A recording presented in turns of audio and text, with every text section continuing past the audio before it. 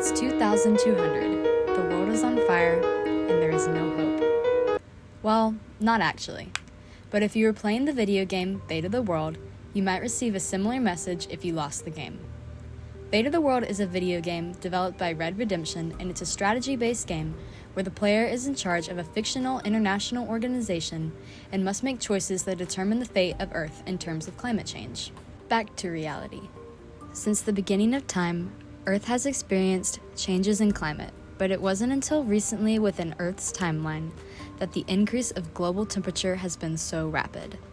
This can be attributed to the accumulation of greenhouse gases in the atmosphere due to the combustion of fossil fuels starting in the early 20th century. Fossil fuels are things like coal, oil, and natural gas, and they make up over 80% of the world's energy consumption. Statista shares that in 2023, the Earth's land and ocean surface temperature was around 1.2 degrees Celsius warmer than the 20th century average. These rising temperatures lead to adverse effects that concern everyone on the planet. More intense storms, longer droughts, longer wildfire seasons, and sea level rise. Fate of the World does a really good job of displaying the science and effects of climate change and gives players a plethora of very real options on how to combat it. Despite all of the accuracy presented in the game, it only offers one perspective.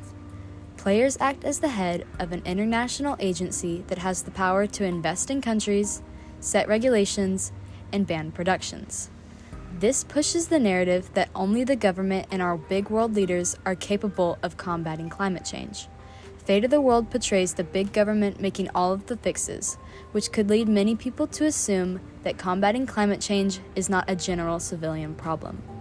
This could not be farther from the truth. Ever since I was young, I have always been fascinated with climate change and its effects. Now in college, I am studying to obtain a degree in environmental engineering. Both through school and my personal experiences, I have studied and learned ways that individuals can reduce their carbon footprint to help make a significant difference in reducing global warming. In Fate of the World, in an effort to keep global temperatures from rising, players can choose for the international agency to invest in transportation efficiency, increasing public transportation and connecting the rails and the roads. An article published in the Journal of Transportation Geography claims that transport accounts for 26% of global carbon dioxide emissions, and it is one of the few industrial sectors where emissions are still growing. It is true that infrastructure updates will help combat climate change, allowing people to emit less carbon dioxide, but it is expensive and time-consuming. In no way am I saying that infrastructure should not be updated. In fact, I am 100% behind it, but I believe that it is important for people to know that this is not the only fix. In addition to governments investing in a cleaner transportation industry, the people of the world can and should do their part too, in order to make the biggest difference. A great way that individuals can reduce their carbon footprint from a transportation standpoint would be carpooling. Carpooling involves riding in a car with another individual who could have taken their own car to the same place. When someone decides to carpool, it decreases the number of cars on the road, which in turn eliminates the carbon dioxide that would have been emitted by taking another car, therefore making it better for the environment. Let's take a look at another big factor in global warming: energy consumption. In Fate of the World, when a player wants to help reduce the effects of climate change from an energy standpoint, they can choose to implement government regulations on energy consumption. In the real world, if a government happens to implement these regulations, that is great. However, this is not going to be the case everywhere, and even if it was, that does not mean that nothing else can or should be done. Individuals can take initiative and reduce energy consumption on their own. A very simple but effective way to reduce energy consumption is to turn off lights when they're not being used. An article published by the Enviroliteracy Council claims that the majority of electricity globally is still generated by burning fossil fuels such as coal, oil, and natural gas. So, when we use less electricity, the demand for energy from power plants decreases, which in turn causes them to burn less fossil fuels, leading to less greenhouse gases. the major culprit of climate change. This act may seem insignificant, but if people from all across the world take part, a big difference can be made. To call back upon a fact from earlier, 80% of energy production comes from fossil fuels. This does not have to be the reality forever, though. When it comes to renewable energy, many of the times it is not practical for an individual to invest in owning it themselves. It would be pretty crazy to see a wind turbine in your neighbor's backyard. Something that's not as crazy, though, is a solar panel.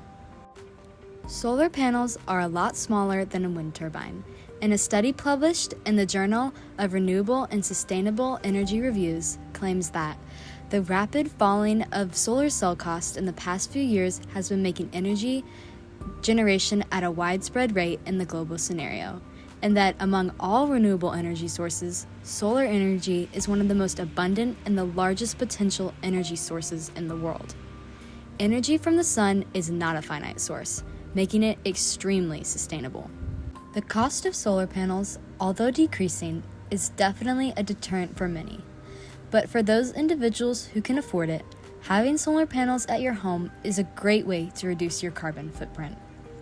To reiterate, all of the individual solutions I displayed, like carpooling, electricity reduction, and solar panels, are all fantastic ways to reduce one's carbon footprint. But they are not the end-all be-all. We also need government actions like those displayed in Fate of the World. It is dangerous to show only one perspective of combating climate change either way. Both governments and individuals need to do their part if we really want to protect our planet. Perhaps the best combination of both individual and government action would be voting. Living in a democracy, voting is the quintessential key to making change. People must vote into office representatives that care about the environment and want to take action to combat all of the things that hurt it. These elected world leaders can hopefully then come together, much like the organization in Fate of the World, and facilitate change benefiting the environment. Although extremely important and powerful, just simply voting for world leaders who care about the environment should not be an individual's final role in the government. These elected officials sometimes fail to keep their promises on policies regarding the environment, and they need people to hold them accountable. This is where activist groups and grassroots movements come into play. Aisha Deering of the JSTOR Digital Library explains that these grassroots efforts mobilize communities, raise consciousness, and push for stronger regulations through direct action, offering an alternative form of political participation that complements voting but does not depend entirely on state mediation. Advocacy works.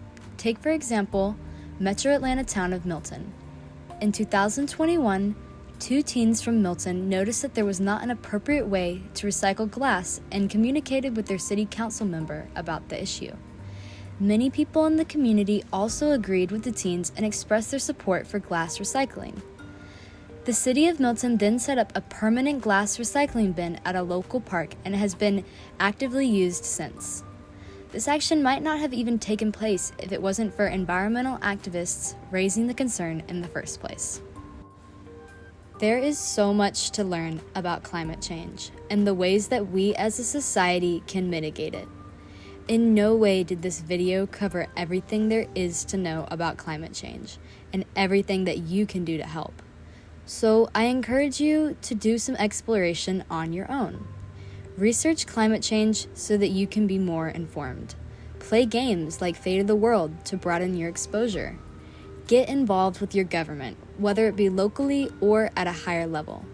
If you're from the Metro Atlanta area, I encourage you to also check out the Georgia Grassroots Environmental Network website. To reiterate, climate change affects everyone, and it is not going anywhere anytime soon. So get out there and do your part.